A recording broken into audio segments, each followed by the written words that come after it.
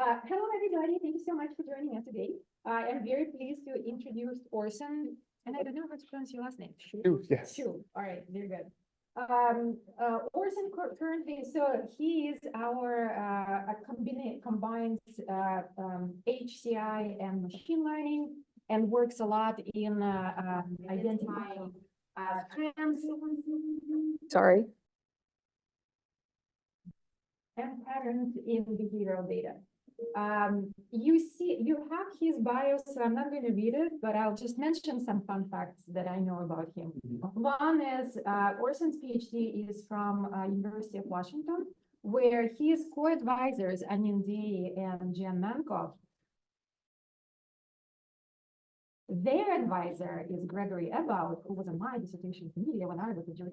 So we are in the same family. Strange academic relatives. Absolutely. Yes. You're my aunt, academic aunt. There you go. I'm going to read that. Okay. Orson currently is a postdoc at MIT, where he continues developing his work. Again, bringing a lot of the sensor data and machine learning to identify relevant human behaviors that can enable new behavioral interventions in mental health and then also in other conditions. He publishes a lot across different venues such as Xuhai, Ubicomp, and his work has been recognized multiple times in all of those conferences. So I know that his papers often receive base paper awards at IMWOOD, which is, so it's really great to have him here, and we're looking forward to your talk. Thank you. Thank you. Thank you, Lina, for that kind introduction. Hi, everybody. My name is Orson. It's my great pleasure to be here to give a talk about how do we get there towards intelligent behavior intervention. So, although with our audience here, we all know that health is a big part of our daily life, and promoting human health and well-being has always been one of the major focuses of technology advancement. With our daily devices becoming more and more powerful, they offer a way to passively capture our behavior and provide some health insights. With AI techniques, these nowadays devices can all detect our basic health behaviors, such as physical activities or heart rate. Sometimes they can even provide interventions to encourage more health behaviors, like this Apple Watch with the social rules. But when it comes to more complex long-term behaviors, such as daily routines or mental well-being, existing technique will fail, mainly because of two main challenges. First, monitoring becoming much harder due to the complexity about our long-term behavior. This is the modeling challenge. And the second, there's also a design challenge. Even with the intervention designs, it's really hard for the users to maintain engagement with such intervention, especially in the long run. So our field with such a early research about this long-term behavior is still far from being deployable in the real world. So how do we get there? Well, that's where my research comes in. So to address the first challenge, I developed all kinds of human-centered behavior model to better understand and predict our health outcome. To address the second challenge, I then design and develop all kinds of interactive experience to encourage more healthy behaviors. By connecting these two parts together, we can then build a computational system that takes users' behavior data as an input and then achieves an intelligent intervention system with a human AI loop to promote our health and well-being. So my research has been mainly focused on these two middle parts. Well, this is not going to next slides. And is it okay? Now we go. So for the instruction design, the upper part, what I mainly focus on is to develop, leverage all kinds of behavior science theories and the user behavior data to propose new designs on our daily devices. And then for the behavior modeling perspective, I then build all kinds of human-centered applied machine learning model by building a series of algorithms, datasets, and platform. More importantly, I further draw the connection between these two parts, which is already shown over there. But a good designs can further be empowered by the human model. So there is some AI-powered intervention technique. And then the development of the new algorithms can also be inspired by the behavior science theories, which is a theory-driven algorithm that we show on the right-hand side. So my research has been inspired a lot by behavior science, and I really emphasize on the real-world deployment and evaluation. Overall, my research has been funded by multiple funding agencies, including both NIH and NSF, also big tech companies. I'm not sure why it's not showing up. think the technology is always something that we need to tackle. And now my research has also been used by the real world tech companies like big tech, Apple and Meta, as well as some startups, Apple and Olive, which both of them are health and well-being startups. And overall, with my expertise across HCI, applied AI and health, I want to build a better connection between the AI system and the users and also health experts so that we can better sense, model, and influence our daily behavior for better health and well-being. This is my ultimate research vision of the computational well-being ecosystem. So in today's talk, I'm going to first start with a showcase to demonstrate such a comprehensive pipeline covering both instruction designs and behavior models. And then I'm going to show you how we can further generalize to broader health domains, covering my contributions across algorithms, datasets, and platform. And for the first showcase, oh, by the way, I'm going to put an outline in the bottom, which I haven't shown up yet, to cover so that it's easier for you to follow the overall flow of the talk. And then for the first showcase, I'm going to use the specific application on smartphone addiction to cover both interaction designs and behavior model. Here, I want to convey two key messages. First, in order for us to propose effective designs, behavior science theories is really the foundation. I'm going to give you an example of showing how theories can inspire the effective designs. The second, using design itself is not enough. I'm then going to show you how we can further use AI-powered behavior model to further empower our device, making it more intelligent and adaptive. And I start with the problem of smartphone addiction because it is a growing problem. A recent survey showed that more than half of the adults are addicted to their phones. And this number is even higher among younger generations, which is by COVID, almost 2/3 of the teenagers now spend more than 4 hours a day on their smartphones. So they're having a big problem, especially after COVID. It has a range of negative consequences, such as impact on their physical and mental health issues, as well as the influence on their productivity and safety. It is estimated that the indirect cost of the smartphone addiction has been over $8 billion per year. So many of us are actually aware of these issues. This global trend in the past 15 years, as well as the recent multiple awards from multiple funding agencies, all indicate that people are paying great attention to this problem. So there have been a number of the smartphone addiction intervention technique available on the market.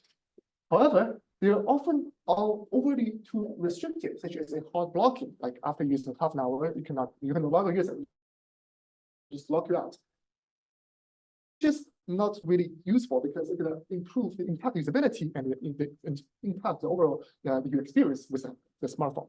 Or they're on the other extreme, on the other side, such as software reminder, which is not engaging at all, and it can be easily ignored or dismissed by the end users. So here, what we need is to strike a balance between the two sides of this restrictions and the engagement. To achieve this, I will return to behavioral science theories. In my research methodology, I use theories to propose new designs, and then I validate them through the real-world deployment and evaluation. Here, I dig deep into a behavior change theory using a technique called self-affirmation, which is a traditional yet effective psychological technique.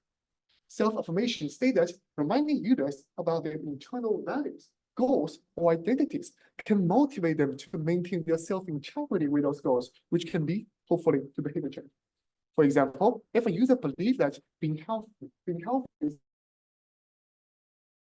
important to them, but they have some unhealthy behaviors, if we can remind them about such a goal, then they will be able to change their unhealthy behavior so that they can protect their self-integrity because they can still be someone who values being healthy. So that's how the self-affirmation can work internally. Inspired by such a theory, we propose a new intervention technique called type-out. The first just-in-time intervention technique that embeds a brief self-affirmation task into a typing process. This is the first technique that integrates the traditional self-affirmation theory and a modern just-in-time designs. Our data has two parts. First, a typing-based unlock process that introduces interaction friction to decrease the benefits of using the phone. Second, the value-based self-affirmation content that connects users' personal values and their smartphone addiction behavior to further increase the benefit of not using the phone. So the user is going to first set up their own personalized value item list Here in this video demo, we use it for self-control and also health, which is not shown here. I don't know why, but basically they also pick this one as well. And then you also define the apps they want to receive the information, which gonna be, for example, like Instagram and TikTok. And then when I want to access those apps, they're gonna need to enter a brief self-affirmation sentence like I think this is important or I value being healthy. So it's basically like a special password for them to unlock the phone, which looks pretty simple, right? But it's based on these fundamental behavioral science theories of the self-affirmation. And I'm going to show you with the real-world deployment study that such a simple design is actually much more effective than the existing solutions.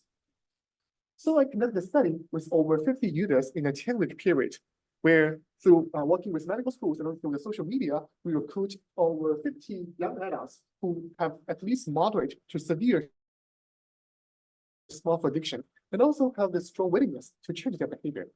We compare our timeout against two common baselines. The first shows the self-affirmation content, but there's no typing, namely content only. This is a software reminder technique has been adopted widely in modern apps such as TikTok, and we can see the impact of typing when compared to type out. The second asks the user to type just in time, but there's no self-affirmation content, namely typing only. This is a quad blocking technique proposed in a recent study where they show the impact of the self-affirmation when compared to type out. So overall, in this 10-week study period, we use the first week as a base week to measure people's original behavior before they see any interventions. And then we redeem some of the designs for the rest of 9 weeks, where all users are going to go through all 3 interventions with a randomized order. In each of these 3 weeks as a chunk, we use 2 weeks for intervention and 1 more break week to further reduce the order. And throughout this whole research period, we'll be able to log users' app usage behavior through this time, which is not showing up here. And as you can imagine, this intervention is not always going to be effective. So for example, in this first case, they decide to open TikTok, although they see information, they still decide to keep using it. And for the second case, you will be able to leave the app immediately after the same intervention, which means the second one is a successful intervention. And we can measure our intervention from multiple perspectives. The first is the intervention itself, where we focus on intervention success rate, meaning among all interventions, how many of the time the user will listen to it and leave it out. So here, a higher number means that it's more effective. We also look into the smartphone usage behavior, including both usage durations and frequency. Here, a lower number means more effective smartphone usage reduction. Of course, user experience is also very important. We collect the quality data through the active interviews. So overall, our results show that intervention with our methods can actually achieve a higher intervention success rate, which is about 60% compared to the other, which is significantly better than our baseline methods. Meanwhile, when we look at their overall usage frequency and durations, we can see that these baseline techniques can barely reduce the smartphone usage. Sometimes even higher because of the behavior variation in the first place. In terms of our methods, they can reduce both to less than 75% compared to the first phase. And also, user reported that typing out a brief self-affirmation sentence can help them to better self-reflect with their own behavior, which can also lead to a much better experience. So overall, this result shows that our design is pretty effective. But there's another important question that comes up: that when should intervention actually show up?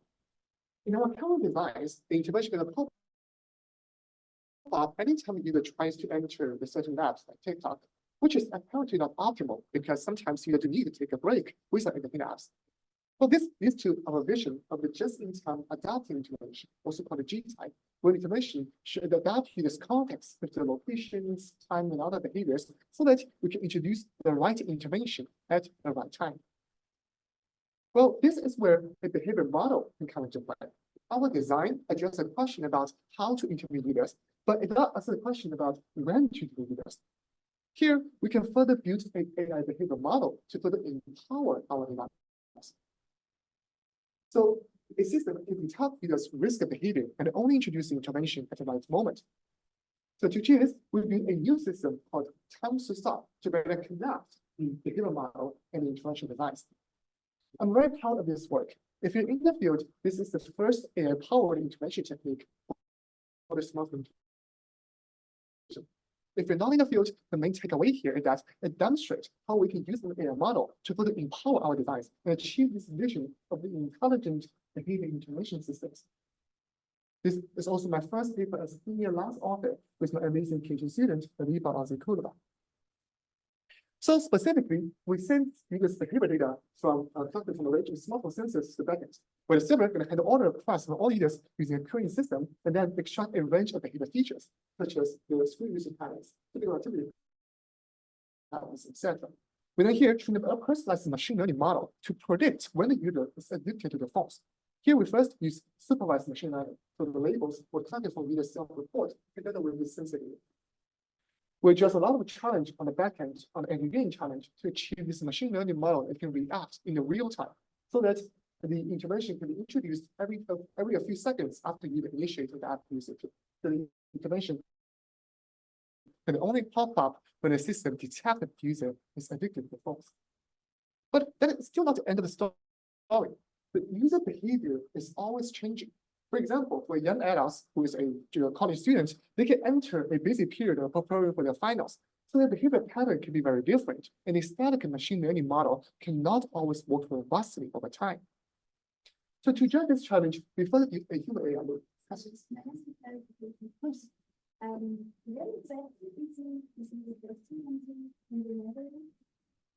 Yes, so over model.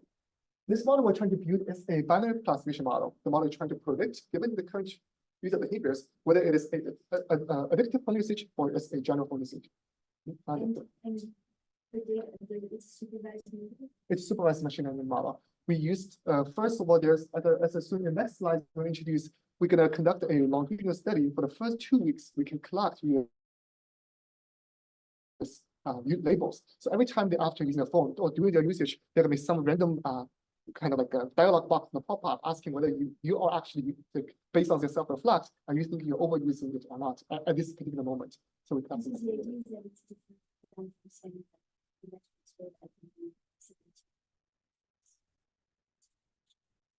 it's more than just it's a user personal defined. Yes, I think it's because it's a little bit tricky to define what is overuse or what is addictive for users. Right? Each individual have their own personal criteria. So here, our target user also be the one who want to change their behavior so that they can have their own judgment on the apps. Yeah, so we built this human AI loop to address the challenge of a static machine learning model cannot always work robustly over time. So how it works is that for each of the given intervention, the user can react or tell us that whether they think this intervention is accurate or not. At the same time, we also observe their actual behavior after seeing the intervention, which means to listen to it or not, as soft labels to further iterate our model, so that our AI system can evolve with the users over time in the real world deployment. This is the first Xuhai system with such a human AI loop for the smartphone intervention.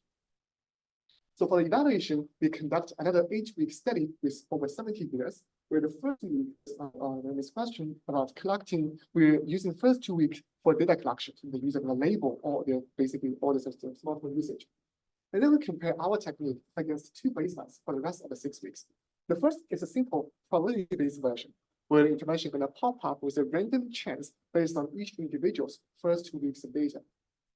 The second is a static machine learning version, where the model they're going to be a machine learning model only trained on the first 2 weeks of data and then used for the rest of the study. And as for our methods, we're going to collect additional data from the user's reaction and feedback as new labels to other model. Yes, questions? So how were these users selected? Yes, as I mentioned in previous slides, like the similar criteria to the previous one, about 50 users, we are first of all sending them a questionnaire, SAS questionnaire, which is called smartphone addiction scale, to quantify their addiction level to the smartphone. Only pick the one that is above to moderate to severe. Is the first criteria. So these are already like somewhat addicted. Yes, and at the same time, the second criteria is that they have the willingness to change their behavior. So we have a question about how do you think you want to change their behavior? Have a 1 to 7 Likert scale. And we pick the one who have the willingness. I think this is our target user for our focus for this technology, who are addicted and at the same time want to change their behavior. This is our, I would say, the immediate target user. So wouldn't this selection introduce some bias because the algorithm was designed for this say if you're already self-conscious, right? And the algorithm design might be more effective for those first users versus like the ordinary users. I agree. Yeah, and but at the same time, that all the users really do they need them to change intervention? This is just the damn question about who are the users that we're designing for this intervention technique, right? So I think as a starting point, I want to focus on the users who are more narrowed down to this problem and want to change them. You guys have a question?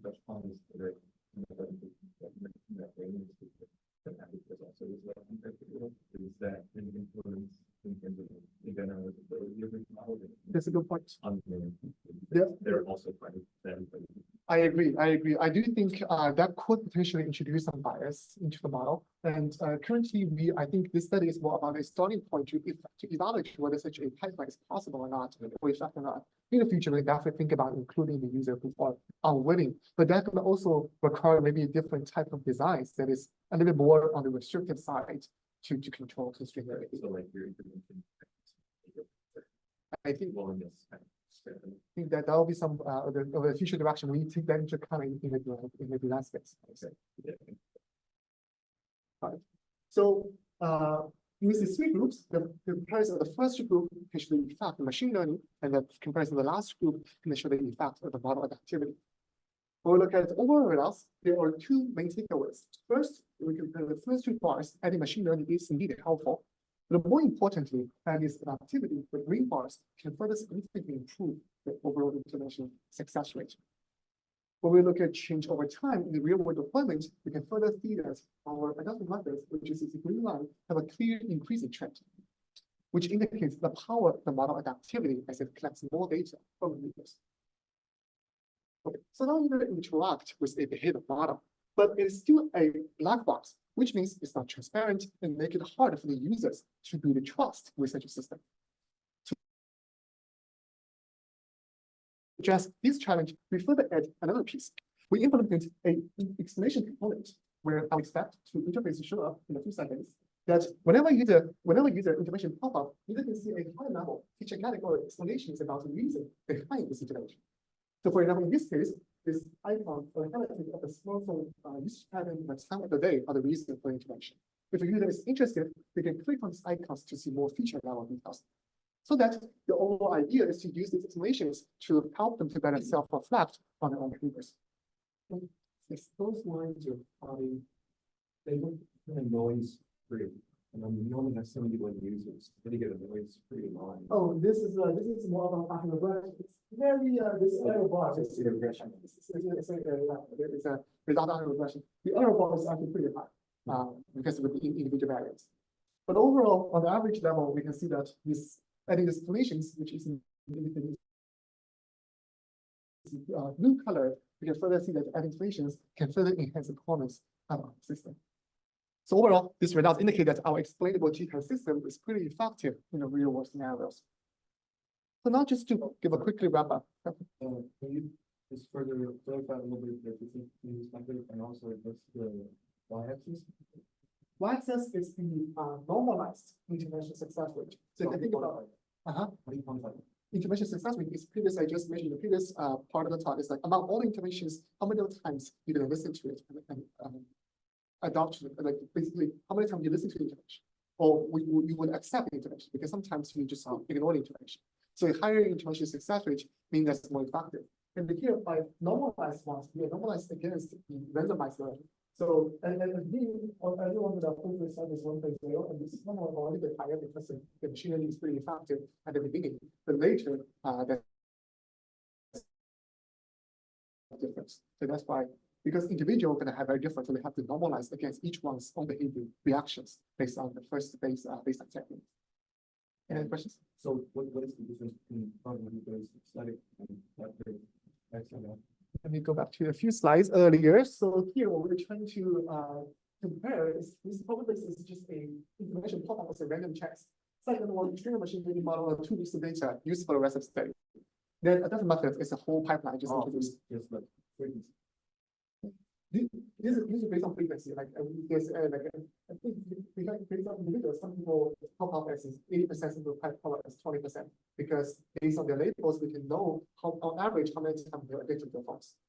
And this one is in 2 weeks. So it's similar. So these adaptive models start with the same model and then start to adapt to the user because the real world deployment. Thank you. Yeah. And due to the time, I think I would hold more questions for the end of the talk. Okay. So just to wrap up the first part of the talk, from this interaction design perspective, I introduced this type-out as the first integration technique that connects the just self-affirmation theory and the just-in-time designs, which shows the importance of the behavior side theories. Then from the behavior modeling perspective, there are created this first explainable GPI system for the smartphone intervention to show how AI model can further empower our device. And both our systems were validated by the real-world deployment and evaluation. By connecting these two parts together, we can build a comprehensive human AI pipelines to achieve this vision of the intelligent intervention system. These examples also represent a part of my research themes, where I use 4 different types of theories to propose novel interaction intervention designs, and I build novel algorithms and AI models to further empower our intelligent and interactive system. I hope to see more future work can be built on such a pipeline from these 2 perspectives. Okay, so now we just introduce a comprehensive examples of our pipelines. But as I mentioned earlier, smartphone addiction is just a small part of our daily life. And there are many problems, health and well-being problems, that are related to smartphone addiction. So now that we have a comprehensive pipeline for the smartphone addiction, then the next natural question is, can we generalize this whole methodology to broader health domains?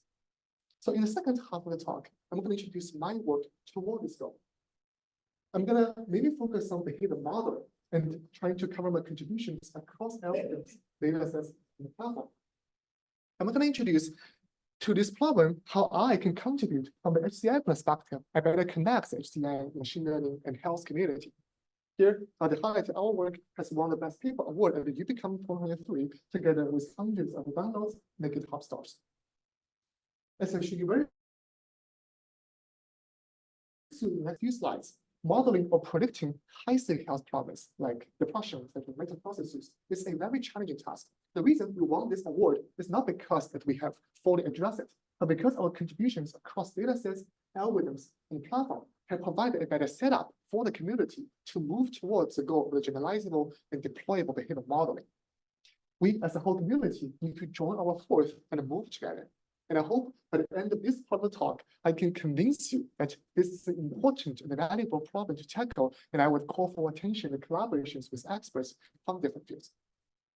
So now let's first take a look at the current research paradigm of behavior modeling, where the class of sensing data. So researchers usually collect these different class of sensing data from users, and then we collect labels through field of performance or the clinical diagnosis. Our goal here is to use this class of sensing data to find certain behavior biomarkers so that we can better predict certain behavior outcomes, such as the smartphone addiction behavior that I just covered in the previous case study, or mental health challenges such as depression. So essentially, it is a multi-type, multi-series, multi-sensor, multi-stream time series prediction problem. When compared to other typical applied machine learning problems like CV or NLP, our data has some unique challenges.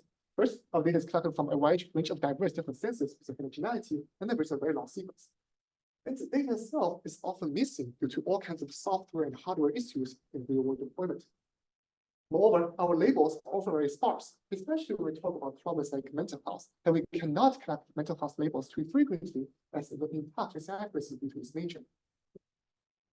Meanwhile, due to the demanding process of teacher data collection and also the restriction from IRB, there are very few open source data sets or platforms in our community. So lots of research have to be based on their own single and private data sets. This is going to lead to 2 big gaps. First, a single data set cannot guarantee that a model can generalize to a new data set or in a real-world deployment. As I will show you in the next 2 slides, we can observe a substantial performance drop when generalizing from a single to multiple data sets. So here we can evaluate and improve a model's generalizability to enable a real-world robust deployment. Second, private data sets block the reproducibility of these behavior models, and there's no standard benchmark for us to compare different algorithms in a systematic way. So our community has been blocked by these challenges for a long time. That's why we need a better setup to address these challenges. So we'll just start with step 1 is datasets. So at UDA, I was lucky to lead a great team to collect multiple datasets from 2018 to 2021. Each year, we collect one dataset for 3 months during spring fall. And our datasets overall contains over hundreds of people with diverse backgrounds, covering different gender group, immigration group, community group, etc. But these users are mainly college students, and I can talk more about the generalizability of this technique later. So through the data collection, we collect users' smartphone and wearable data through their smartphone sensors, and we give them Fitbit, so everybody's can have this consistent data collection process. We can also collect their self-report data as a ground truth. We use both weekly EMS and also long questionnaires to cover multiple well-being aspects. And in today's talk, I'm going to start with depression prediction as a concrete example, because first, this one of the major mental health challenge across the world, affecting hundreds of millions of people. And second, there will be a number of depression prediction algorithms in our community so that we can do a comprehensive evaluation and comparison. And consistent with previous work, we use PHQ-4 and the BDI-2 as a measurement. And today's talk, I'm going to mainly focus on a simple task, which is a binary classification to determine whether someone had at least mild depressive symptoms. And here to highlight is collecting datasets is definitely no small feat. It requires a significant amount of work about managing hundreds of users every year, there's monitoring the reliability and the quality of the data on a daily basis. And also safety and ethics is always a big concern. So we not only obtain the individual consent from each participant, but also trying to develop a pipelines for their safety protection. We also work really hard with IRB to balance our privacy risks in an open source effort. And really excited to announce that we have open source our feature level datasets to the whole community, which is pretty exciting because for the first time we enable researchers to be able to evaluate their algorithms on a multi-year and a public datasets. Further, with the collaboration with CMU and Dartmouth, bringing our total datasets to over 1,400 users. This is the first multi-year, multi-institution datasets. So now we can do some important cross-dataset analysis that no one could ever do before. So remember, our goal is to evaluate whether a model can generalize across different datasets. So here, let's first take a look at some example features from our data across different 4 years. So immediately, we can see the impact of COVID, which leads to fewer step counts and also more smartphone usage. This is the impact of the COVID. I'm not sure whether you can relate to that or not. And overall, we can see the distribution difference between different datasets, which kind of indicates the challenges of generalizing a model across different datasets. What do you may think? Well, this is maybe because of COVID, right? Before COVID, their distribution actually looks like pretty similar. However, our experiments show that even generalizing across these years is also very challenging. So we first took 8 prior depression prediction algorithms from our Unicom community. And here, for their results, we trained the testset of each of these single datasets, which looks pretty promising. However, when we evaluate them across using a cross dataset setup, where we took one dataset out and trained a model on the rest of the datasets, we observe a substantial performance drop, around 15 to 30% of the accuracy and the UC scores. So this means that this model was not able to handle the distribution shifts across different populations and across different times. Well, this is actually a focus of a subfield in the machine learning community called domain generalization, which focuses on generalizing a model to an unseen datasets with a robust performance.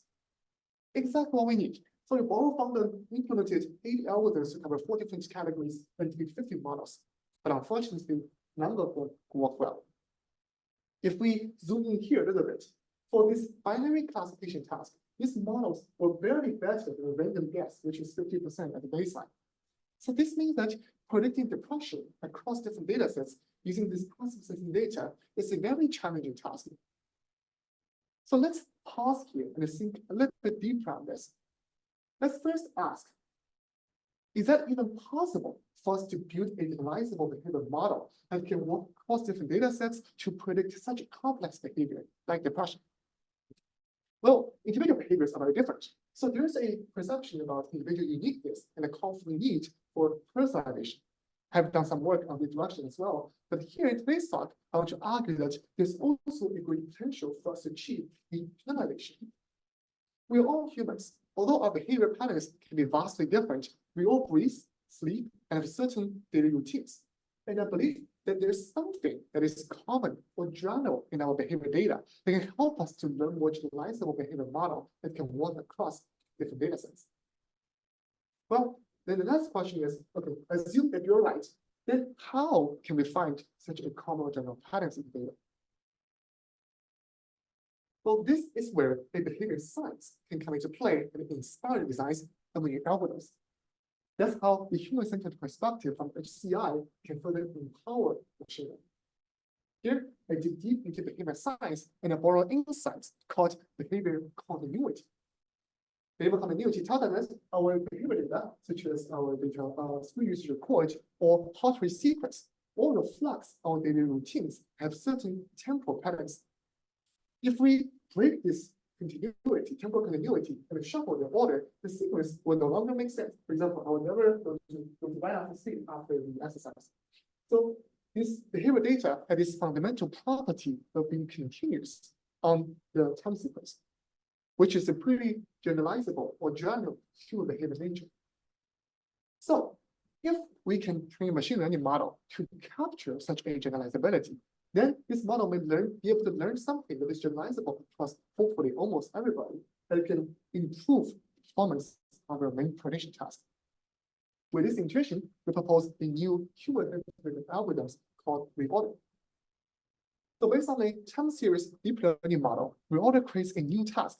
It first slices our data, and then shuffle the temporal order, and then choose a separate task to unshuffle it and reconstruct its original temporal order, which now becomes a multitask learning setup. Recall our intuition to capture the behavior continuity in our data. And now this separate task, this blue part, is exactly designed for us to achieve this goal. Specifically, for the first main prediction task, which is a binary classification, so you run this loss function as a cross entropy. And then for this reordering task, I treat it as another classification task, where given any input sequence, the goal is to figure out which permutation index it is. So I design this loss function as another cross entropy. Since it captures a general behavioral property, the model can learn more generalizable embeddings, which can hopefully start from this reordering task, help us learn prediction task. So by introducing this very simple concept of behavior continuity, our technique can significantly outperform all other techniques by at least 4 to 10%. Moreover, since this is a very challenging task, if we compare results above this baseline, then our technique actually performs 2 to 8 times better than the baselines. Moreover, since other than this for data setup, since we have data sets across multiple years, multiple institutions, we can also do more evaluations, such as before since COVID, across different institutions, and also because the same users across attending multiple years, we can also evaluate the model performance on the same users across different years. And our results show that our reorder can consistently rank the top 1 or 2 for all different cross data set evaluation. Meanwhile, from the health targets, prediction targets perspective, the current architecture did not really limit our focus to the depression only. So we can further generalize our methodology to other health problems, such as fundamental health issues, physical health issues, social problems, etc. And our results indicate that our technique can generalize not only across different data sets, but also across different health targets as well. So overall, these results indicate that leveraging this behavior science insights is indeed pretty robust and effective. And such an idea can further be applied to more cases. In a very recent work of the mental LLM, I'm trying to evaluate the capability of multiple large language models on the mental health prediction task using the text data from the social media. And through the zero-shot, few-shot, and instruction fine-tuning, we're able to see that by inserting this behavior science insight into a prompt can significantly improve the model performance. Specifically, our fine-tuned our Hotline 25 actually performs much better and much larger GPT-5 and GPT-4. We're also working this overall results indicates that this behavior science insights is pretty effective also for the large language model. We're also working on integrating more advanced techniques such as model fusions or the RAG to further improve the performance of this large language model on a mental health prediction task. So overall, that sounds great, right? But if we go back to this performance page again, that although the order is pretty effective, if we look at this top right corner, the performance is just around 60%. So you may think, well, how it can be useful in a real life applications. But here, I want to argue that our solution using only smartphone wearables is really low cost. There's no such thing as a free lunch. The more information or the benefit we want to get, the more cost or effort we need to pay. And my solution with passive sensing really focus on this corner and trying to improve user benefits without adding additional cost. As you become a researcher, everything that such a solution will replace a clinical witness or a market. But instead, I'm trying to build a bigger, stronger connection and affinity with them. Yes, 60% is not very high, and we should not send users classified as approaching using such a technique to offer them to advanced scans. Right? It's a waste of money. But instead, it does introduce the benefit with zero cost so that we can start with something small, like self-monitoring. And then user can decide to whether to move on to higher cost actions accordingly. Of course, there's also room for improvement on this corner. And in today's talk, I use example of this reordering and also the large language model as example to show how I can contribute from this human-centered perspective.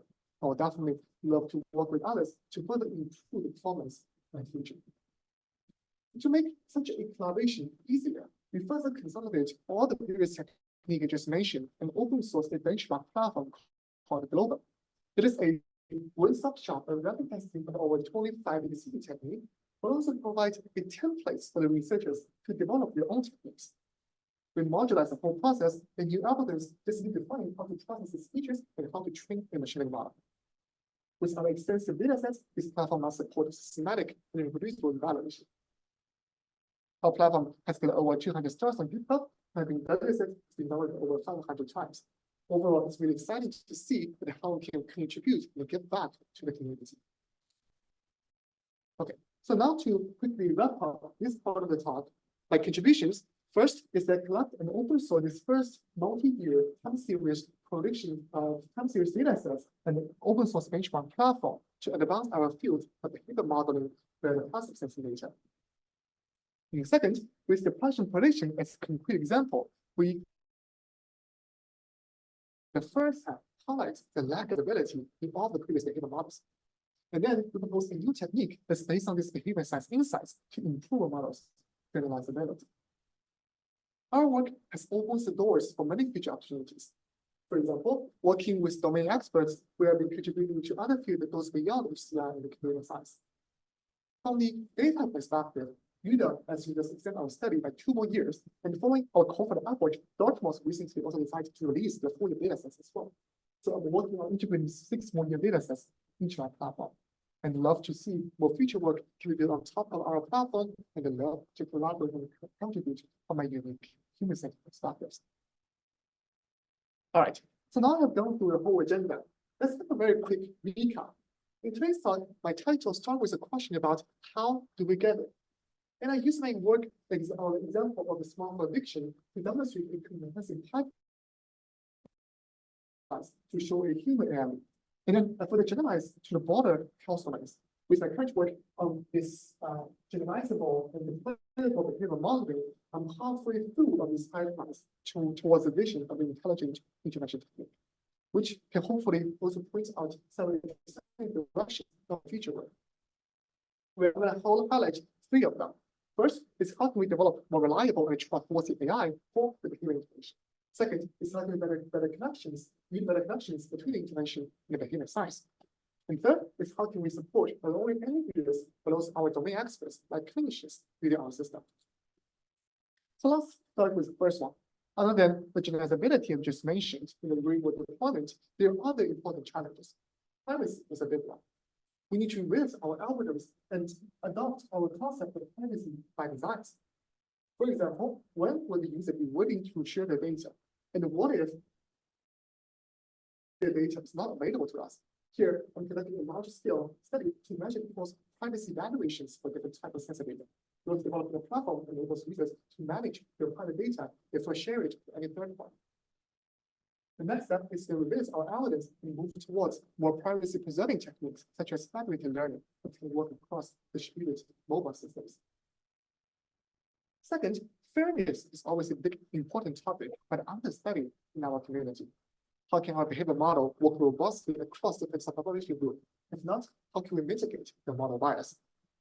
With our diverse population groups across our multi-year, multi-institution data sets, we have different definitions and group attributes and can optimize for different group fairness scores. Meanwhile, this also leads to the concern for the information safety and ethics, and how can we prevent from an AI-powered intervention from causing harm to users? Well, one option is to involve users in the process by providing them with better transparency, just more advanced techniques such as reinforcement learning. Another option is to involve clinicians or experts in the loop to mitigate the ethics and safety risks.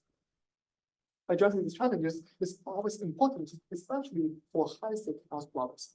So now with my mental health prediction models, I'm halfway through this pipeline and definitely want to complete it and achieve a more trustworthy and reliable mental health intervention system for problems like depression.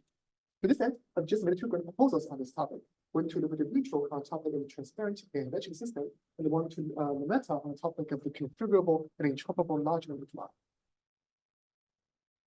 Meanwhile, other than AI, as you can tell, behavior science is also a big part of my research.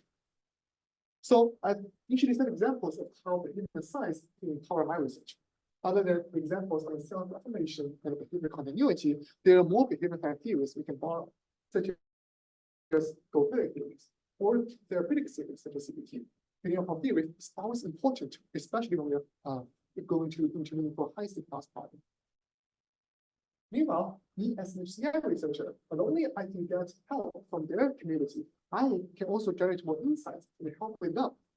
With our diverse and comprehensive behavior science data sets, can we dig deep into it and extract more insights to help with the behavior science experts? For example, monitoring depression or mental health is always a big challenge for both psychologists and psychiatrists. Now, with our extensive behavior data sets, can we develop a set of new behavior biomarkers to better support our experts?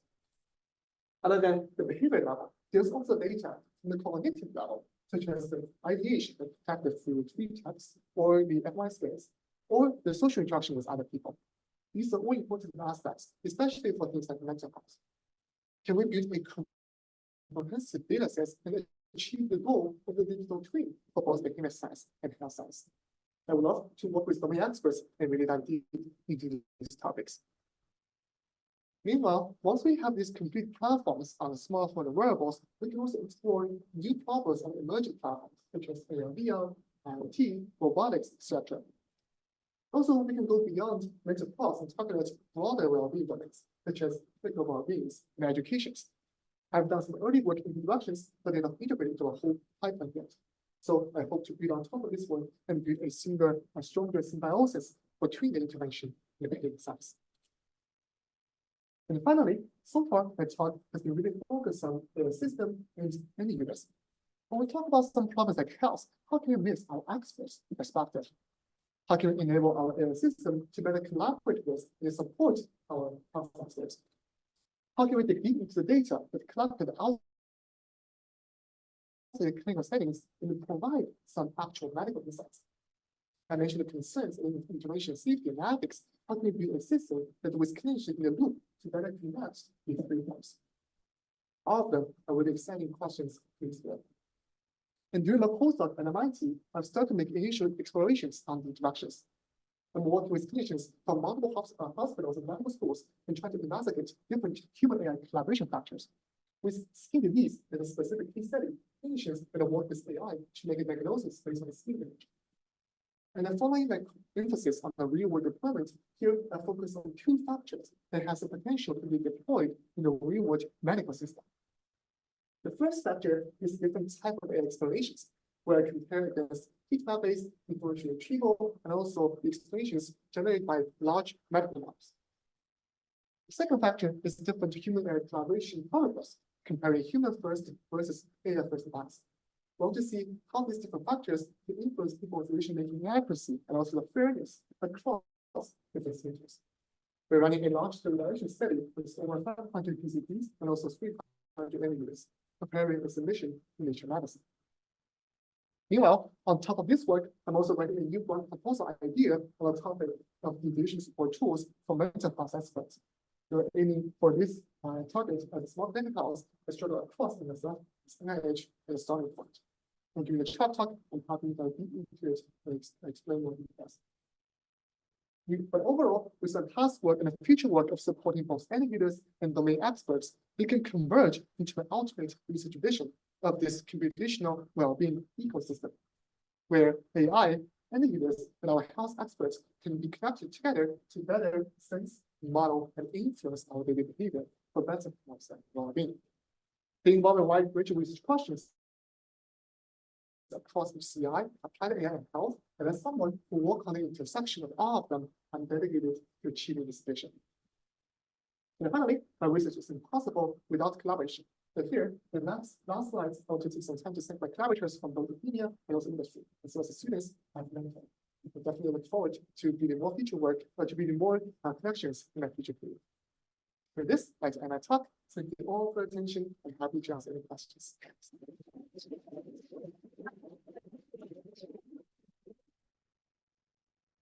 We have 5 minutes for questions.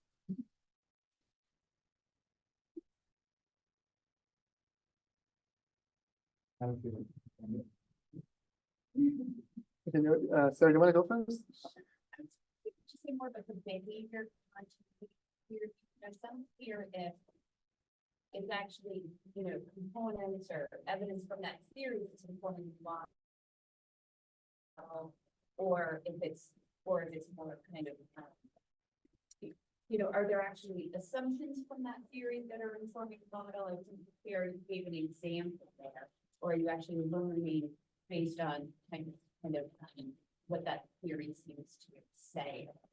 Yeah, that's a great question. So just to repeat online, and so the question is about what is the how this behavioral science theory, if I rephrase it, how the behavioral science theory actually get used in our design of this algorithm.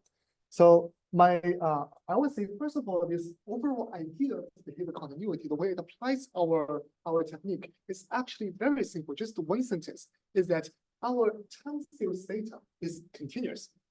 And in order to capture such a continuity, that we were able to design this algorithm about this random shuffle did not really make sense. Given me a random shuffle, I should hopefully be able to find what is the original sequence. Because this continuity is pretty common among almost everybody, this model can hopefully learn something generalizable across everybody that can hopefully improve our final prediction goals. But that's the intuition of us to using these theories. Yeah, you have a clarification questions? I think this. I just want to say, if you want to decompose the cost for the distribution shift, or those two. If so, can I say again, decompose the distribution shifts? What is causing distribution shift?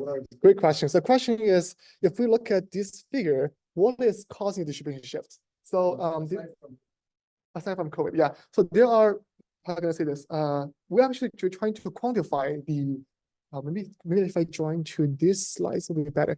We're trying to quantify different type of the like distribution shifts. They can overall they can come from two perspectives. First is individual difference. There is different cohorts, so they are different. The behavior can be very different. The second is temporal difference, where even, for example, especially in this last row, it's the same users across different years. So how their behavior change over time. So what we're trying to do is basically compare the same model performance when developing on this task versus some other task. All other tasks are across different people. We also actually, from this, especially from these constitutions, there's no overlap about individual at all. So we can kind of quantify that which task is harder. I would say that basically that's how we the better the performance is. That means there are less distribution shifts in this settings. And we figure out actually for the same user across different years, actually have 10 to 20 better performance overall, better than this cross institution or other different cross population evaluation. So that means that this temporal difference is relatively easier distribution shifts to address compared to individual difference. Yeah. Sorry, going back to the Yep. Question is, what is the impact of filling rate? How big of a time to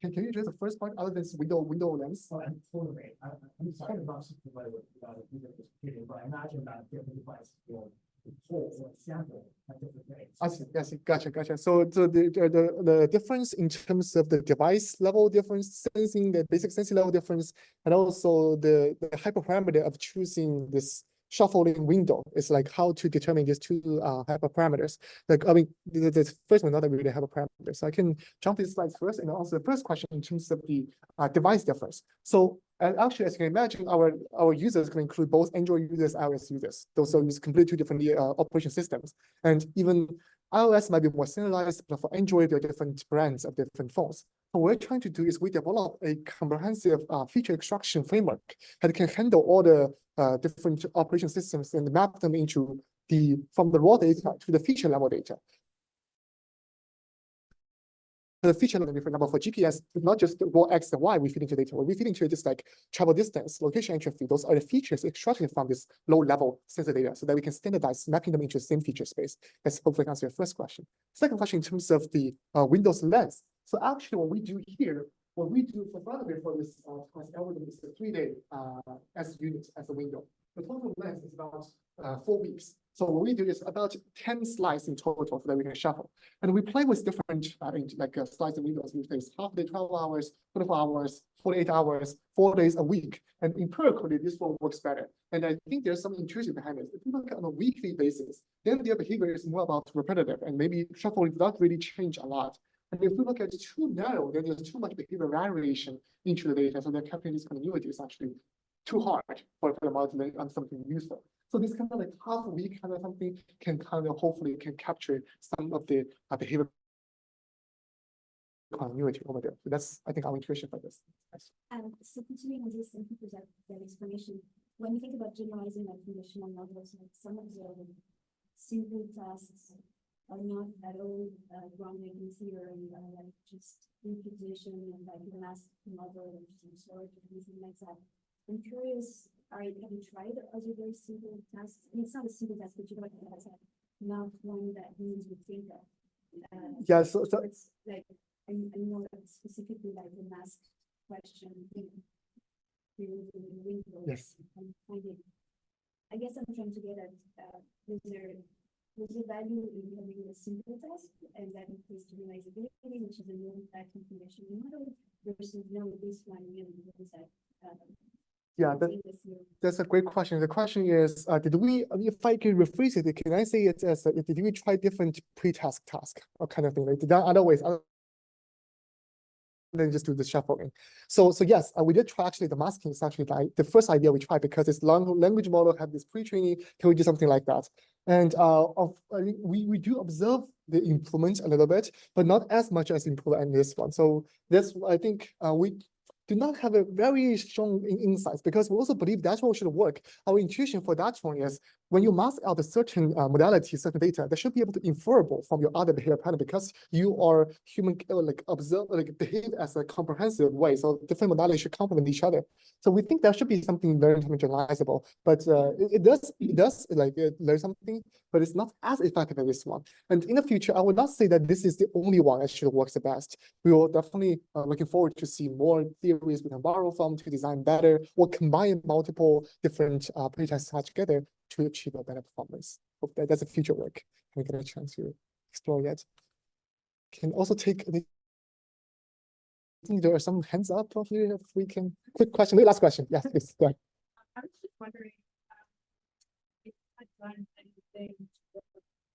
Like depression is a very heterogeneous disease, so there's very different presentations. Yes. The label depression. Yes. I was wondering if there have been any more clustering patients or like if maybe we're generalizing too much and not what is performing well. Yes. You're classifying depression where they have depression like a Yeah, I love this concept. So that's why they bring this up about the personalization and generalization, which just repeat is like, did I do something? Is that possible that generalizing is too hard and there's individual difference or cluster? Is there anything that I do from that perspective? So I haven't got a chance to look deep into the clustering analysis yet, but I do have some progress on this personalization perspective. We developed this very simple intuition about collaborative filtering. So basically, it's like find the users who are similar to you and use their data for you to classify your work. And we're also trying to interpret this kind of data. We figured there are, for example, from our data, we do see at least 2 different groups for people who are having depression. If we have this is a healthy control group. The people who have depression, if we look at their like phone call, there are a group, there are very clear disparity. One group of people who have more phone call, which means indicates social interaction as a coping strategy. There are another group of students who have very low because they're surprising themselves. I think it's an example about how people can behave in a different way. And I think in the future, I would say these 2 can actually, they're not conflicting goals, right? We can always start with something generalizable like a meta learning and then quickly adapt to each individuals with small amount of data. That's going to be the future direction I would like to explore as well. Yeah. All right, I think we run out of time. Thank you all again for attending the talk.